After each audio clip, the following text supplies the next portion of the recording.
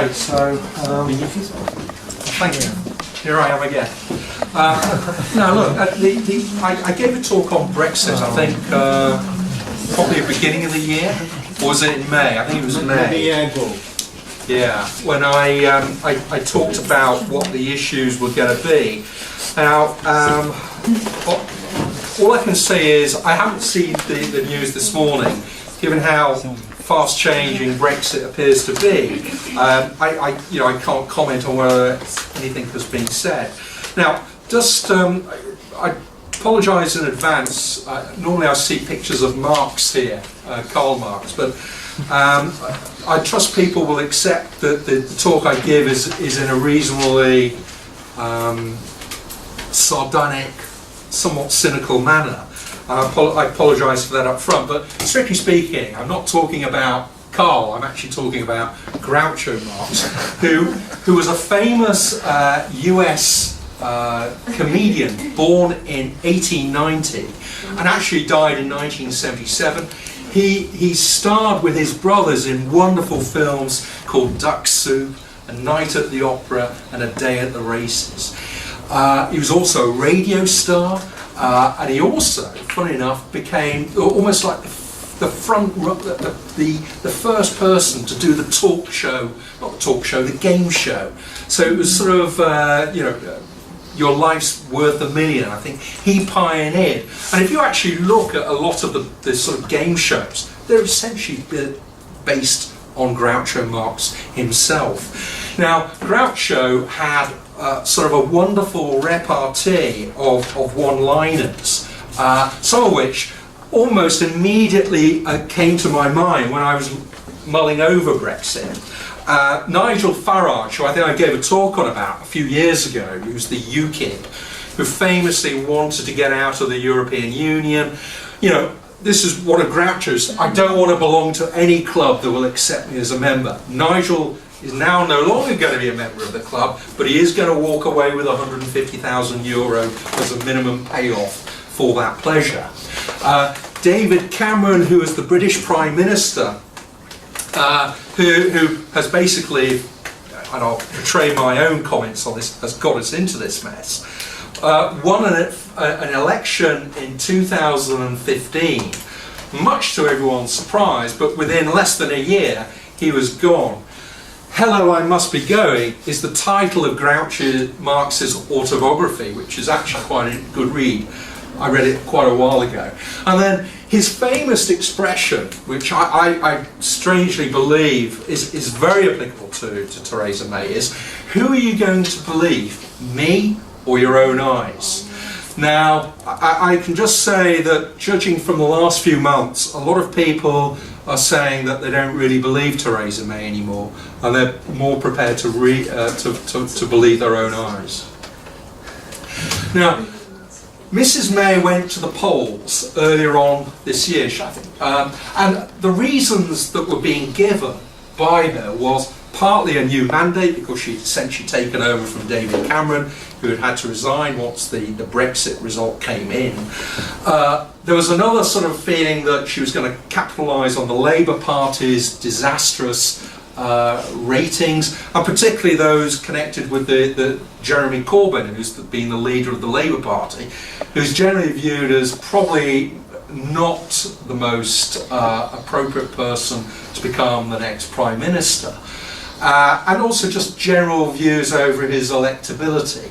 But I funnily revert back to sort of the last one, who are you going to believe, me or your own eyes? When I say, or there were going to be storm clouds ahead, that the timing of that sort of election was quite interesting, in that if she had won the election, and a lot of people right at the beginning of the campaign assumed that she was going to have a majority of about 30, 40, 50 seats. People might expect that she actually expected to win the election, and that would be quite good news for her, because she would then be firmly in power for the next 5 years. Now, given the Brexit outcome is essentially early 2019, and there is nothing but bad news between now and then and the aftermath, I can give you a very classic example. Yesterday, the Minister of Finance for the United Kingdom essentially downgraded our forecast growth by some of the biggest margins that have been seen in UK economic history. It went from 2% to 1.5%, which is a considerable amount for the UK. Essentially that she wanted to get the election out of the way so that she could get the 5 years and somehow manoeuvre around the 5 years. In other words, to take advantage of the electoral cycle. But the result was that she failed to get a majority in the House, and that she has now become reliant on the major Protestant party in Northern Ireland, the Democratic Unionist Party, to essentially get the business through the House of Commons. Without them, she is essentially a dead duck, I think is the expression, because she would effectively get voted out of power and they would hold another election.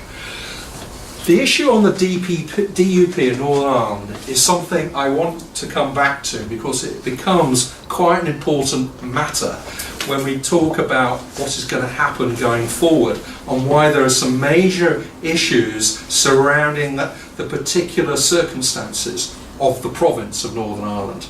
What was also interesting is that during the election campaign, Europe was actually never almost mentioned. It was essentially what they would say in Sherlock Holmes as the dog that did not bark in the night. It was there in the background, it was sort of had an indicator that it was quite important, but actually no one really wanted to discuss it. And that was because essentially both parties, whether it's the Conservative Party and the Labour Party, are deeply conflicted over the whole issue of the European Union. It is no surprise that the Labour Party itself also needs seats in the north of England, which are heavily reliant on, for them to win the next election, were predominantly the seats that voted for Brexit. And I come back to this sort of issue of the Micawber doctrine, which I alluded to in my last talk. Mr. Micawber was the famous character from the Charles Dickens novel, David Copperfield, who was always waiting for something to turn up. And I think that's essentially become almost like the mantra of the existing government, and to a certain extent the Labour Party opposition themselves. They're waiting for something to turn up to try and reverse what is essentially a big mess that they've got themselves into. What can I say about the major, the Theresa May? There was a period in UK political history in the 90s when the United Kingdom was ejected from the European currency mechanism called the exchange rate mechanism. And they essentially lost, they had to come out of the ERM. So it was down to essentially George Soros speculating against sterling. But the reality was that the pound sterling was never comfortable in that particular exchange rate mechanism. And the consequence was that it was a devastating impact on John Major, who was the Prime Minister. He essentially had to run the government for the next 5 years with essentially open warfare in his own party, people who wanted the UK to get out of Europe full stop, and they were marred by allegations of sleaze and sex before essentially he was ignominiously lost the election in 1997. The Conservatives lost essentially half their parliamentary presence. They went down to about 165 seats. Lost to Tony Blair. They were essentially then out of power for 13 years. And there is a certain amount of similarities between the problems that Mrs May is now encountering with what John Major, her predecessor, did, which is we now also have allegations of sleaze and sex. It is a familiar refrain of UK politics that it is the Conservatives that have the sex scandals and the Labour Party tends to have the financial scandals. What is the interesting thing that shows just how well the parties have come together on a lot of issues is that they now have both sex and financial issues at the same time. And therefore, you know, what we see over the last few weeks was 2 cabinet ministers leaving, one being essentially resigning because he, well, the story was that he'd put his hand on a lady journalist's knee, but in fact the reality was that there was a little more to it than that. He'd been a bit of a habitual sex offender and had sort of used his position to try and go after women. But there was also another cabinet minister who went because of unauthorised meetings with Israeli cabinet ministers, which, you know, on one side would be sort of viewed as probably not that serious, except for the fact that she was clearly trying to solicit Israeli money for her own leadership campaign, and effectively when she came back from Israel tried to direct government money to Israeli schemes that were essentially not compatible with British foreign policy position. Before I sort of jump, or what I famously recall when I was working in business, something referred to as 3D management. Now, what do I mean by that? The problem that I think quite a few people have woken up to in the Conservative Party and the Cabinet is that because they didn't win the election, they don't have too much time to be able to effect a turnaround. And because everyone knows that the Brexit decision is going to be very, very difficult for the British economy, is there no better course of action to go for what we call 3D politics, which is delegate, dodge and disappear? In other words, hand over the government to the Labour Party and hope that they will basically be remembered as the people who took the country into Brexit, and therefore the Conservative Party can come back. I alluded to this statistic on my last presentation, which is whichever way you look at it, Theresa May is probably going to lose office, and it is, again, a well-known facet of British political history that 5 out of the last Conservative Prime Ministers have gone because of Europe. I think Theresa May will be the 6th out of 8, so it will go up to 75%. The House of Commons, before and after the Brexit vote, again another indicator of how sort of politics has essentially become poisoned by this whole Brexit issue, is that before Brexit there were essentially polling saying that of the House of Commons, 2/3 were in favour of remaining in the EU. Once the election was held, suddenly that poll figure, I believe the latest figure, is about 14%. And that leads me into the last, sort of one of the last Groucho Marx comments, which is, for a Conservative or for any member of the House of Commons, those are my principles, and if you don't like them, well, I have others. In other words, I do support the remaining in the European Union, but because you've now decided you don't like that, okay, let's try and make the best of going for It's Brexit. a kind of strategy, yeah? It's a survival strategy. It is a survival strategy. It doesn't address the major issue, which I think is one of the biggest problems of British politics, which is there is very, very poor leadership. The Cabinet, I've really already alluded to, but the Cabinet is essentially very, very deeply divided. You have people who are wanting to remain, which is probably run by the Minister of Finance, Philip Hammond. But you know, on the other side you have Boris Johnson, who's a former mayor of London, and also Michael Gove. Where does this lead us all? Well, basically Theresa May's position, very insecure, as one newspaper cartoon gave the show away. She's actually a turkey, and if anyone knows British culture, the actual expression was stuffed by Christmas. To stuff a turkey is to fill the turkey before you cook it. That was one of the sort of cartoons.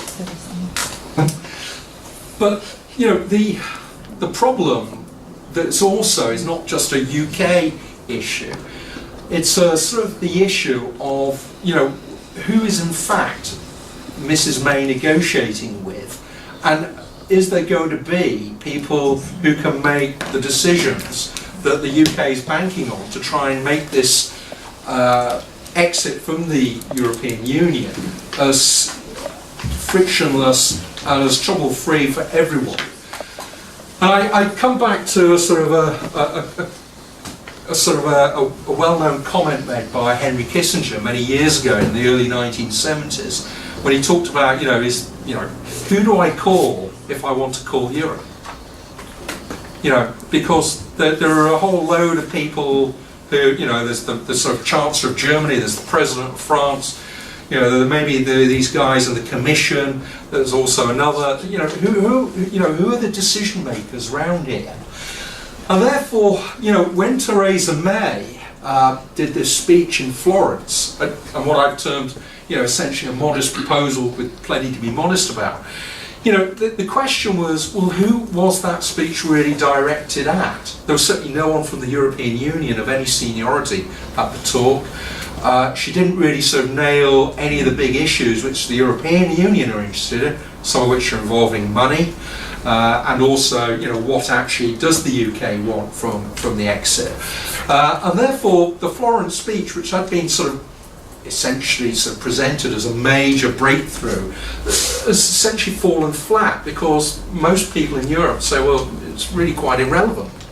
And in fact, that problem of, where is the message going? Who is going to be the people who are going to help the UK try and make sure that this Brexit goes as smoothly, as hassle-free as possible, are very, very disinclined to help her. And what's more, not just disinclined, they're actually probably not going to go around to help her. The German election recently, which was actually 2 months ago, I think it was, Angela Merkel may be in power, she may not be. A lot of British political rhetoric is centred around, Angela Merkel's going to help us. Who knows if Angela Merkel's going to be around? And who knows if Angela Merkel is going to have the support of her coalition allies to help her make those sort of decisions that are going to help the UK. The Dutch election, again, Holland may not be the most important, but it was one of the original founding 6 members of the common market. They haven't had a government for about 9 months. There's still discussions of how they make it up, the government or whatever, still wholly unresolved 9 months on. But it's the Italy that also has the position, the ability to again create problems for the UK, because Italy is essentially going into an election mode in early 2018. No one really knows what the outcome of that election. Who is going to be the person in the Italian government who's going to be able to take a phone call from Theresa May and say, well, Theresa, sì, io capisco. I understand your problems and maybe we can help. It could be Silvio Berlusconi, though, he's barred. Probably unlikely to be Cinque Stelle, could be Signor Renzi, but no one really knows. You've got the additional complication of about 40 plus assemblies needing to vote on the Brexit deal. And the classic problem that we've now set ourselves up for is that everyone in Europe can have a veto. And none more so than the Republic of Ireland, who, albeit is fairly small, only joined, I think, at the same time as us, but now has the ability to essentially say, well, if we don't like the deal, we're not going to allow it. What are you going to do about it? The final point is the outcome of the election, which is all the continued uncertainty over Theresa May, is what happens if Theresa May loses her majority in the House? What happens if there is going to be an election? Then who is the European Union going to call in London if there's no one essentially in charge? I've talked about Northern Ireland. I just want to give everyone a quick recap. The Troubles took place in Ireland from about 68 to 69, essentially were brought to a close by about 1997. Several thousand people were killed, civilians, British troops, policemen, and also people of the major terrorist organisations, whether it's the Provisional IRA on the Roman Catholic side, the Republican side, or the Loyalists, militias. So several thousand people were killed. clearly not anything like the intensity of the conflict that you faced in Donbass, but with explosions going off in the major cities, Birmingham pub bombing, which I recall from the mid-70s, which killed over 20 people, bombings in central London, which cost the economy hundreds of millions of pounds. You know, that conflict was brought to an end essentially by Tony Blair, and it was underwritten by the Republic of Ireland. Now, the Republic of Ireland are very, very close to the Republican community. In fact, people in Sinn Féin, which is the Republican movement, actually sit in the Republic of Ireland's Parliament. So, you know, there is a lot of vested interests in Republic of Ireland in what happens to Northern Ireland, as there are in fact a significant Roman Catholic Republican minority in Northern Ireland who are very keen on maintaining free movement of people and goods across the border into the Republic of Ireland. The problem that Brexit throws up is, but where does that border now take place? The border that was in place in the late 60s all the way up until the end of the conflict was essentially almost non-existent. There were watchtowers manned by British troops. There was special forces, our special air service, people hiding in hedgerows to ambush people. Sometimes the border will go across fields. Sometimes, you know, it will go across country lanes without any border mark. So the problem is, where is that border? The physical border is almost impossible to put down because it crosses open fields. And we therefore have problems about, well, how then is that border going to work? Is it going to be put in terms of people being allowed into the Republic of Ireland so that, you know, we know who they are well before they come over to Northern Ireland? The Republic of Ireland won't accept that. And the UK government is unlikely to accept the border essentially taking place at Liverpool or the docks in Wales, where the ferries come in from Northern Ireland. So there's a big problem about where is that border and how that border is going to be taking place, because otherwise you have Northern Ireland essentially open to goods, which means that we can't have left the single market or the customs union, and there can still be free movement of people from the Republic of Ireland into Northern Ireland, presumably from Northern Ireland into the United Kingdom. So, you know, there's a big question mark for all that, which no one has actually been able to address. And the European Union are waiting for the UK to come up with an appropriate solution. Whatever solution there is has got to pass the government in Dublin, otherwise it's going to be vetoed. And therefore Britain could crash out of the whole Brexit without any form of agreement. So what's the state of play? The divorce settlement, any divorce always going to entail money. Theresa May in Florence, which was only 2 months ago, offered 20 million. That was pretty well rejected by everyone. It's now at 40 billion. There are some figures going a lot higher than that. Northern Ireland, I've already alluded to, is a big problem. Citizens' rights is one of these sort of, essentially you've got several million European Union people living in the United Kingdom. You've got people like myself living in Poland who are still a bit up in mid-air. The reality is the UK needs EU people in the UK far more than the European Union are probably likely to need people like myself in Poland or elsewhere, because a lot of the critical functions of the British economy are essentially dependent on migration. The transition is essentially a period of time before we go from one system into another. That is still essentially not being discussed. And the final deal, which is how the UK will look once the dust has settled and we've left. So there's a big question mark over what global Britain really means, apart from a catchphrase. The big issue on all this is Britain can't do any trade deals with anyone in the world before the final deal is reached.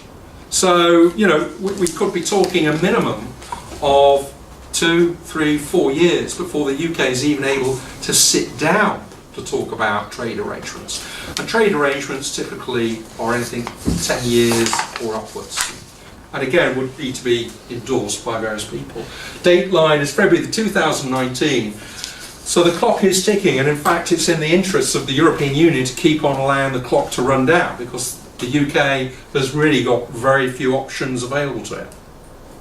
And so to come back to Groucho, his definition is politics is the art of looking for trouble, finding it, misdiagnosing it, and then misapplying the wrong remedies.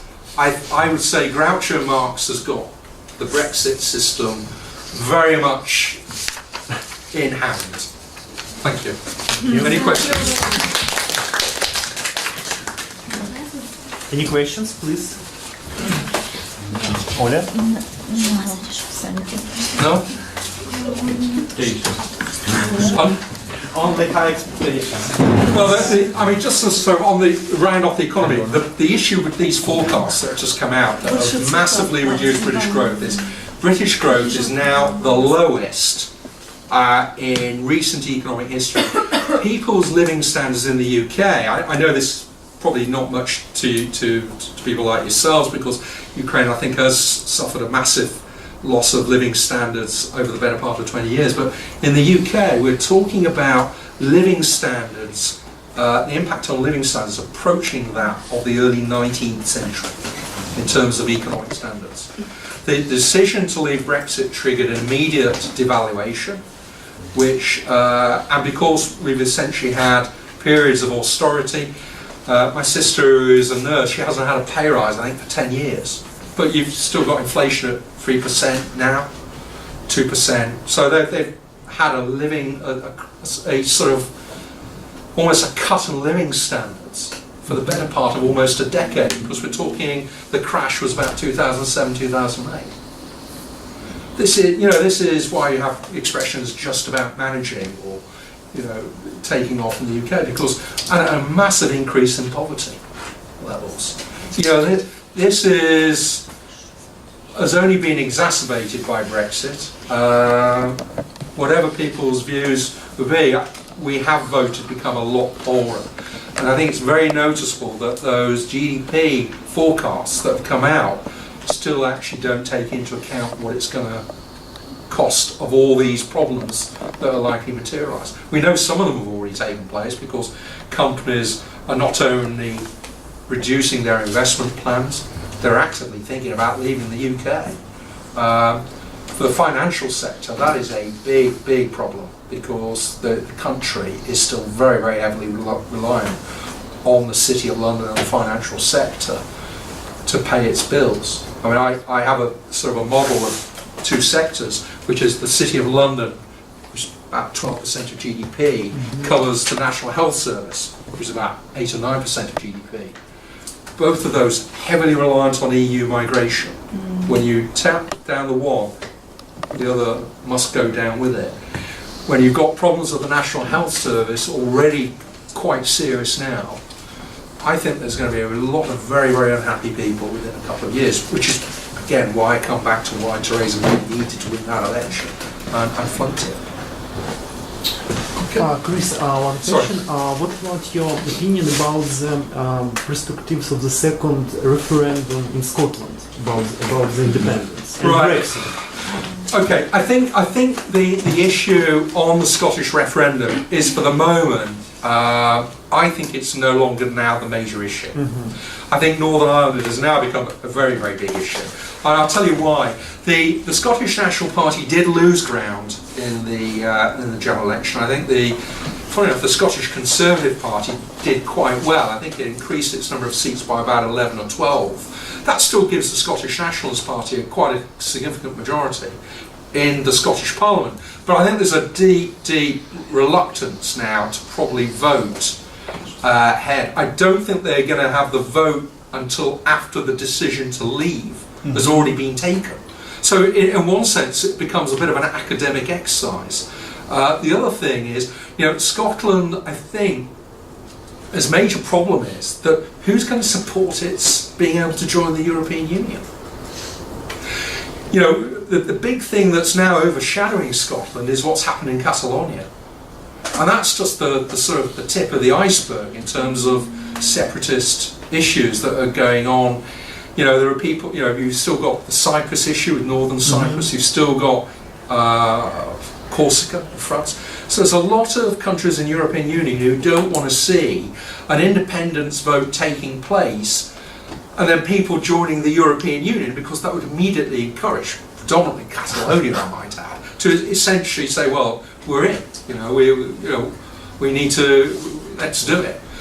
I think there's a wider problem for the UK, which is, I think, again, the referendum in Scotland, as well as the EU referendum, has thrown up the real fragility of the United Kingdom continuing. And I think that is particularly is the more immediate issue of now Northern Ireland. I would say that Scotland still has the ability to probably create a problem for the UK in a couple of years' time. But this whole referendum thing has not, has exacerbated that. And I think it will increase, because I think problems will be magnified by economic slowdown, problems in the National Health Service, and taxes, and general lower business activity. So I think that Scotland, while it's not immediate, is certainly down the track. Okay. Thanks. Right. Thank you very much. Thank you very much for two brilliant reports.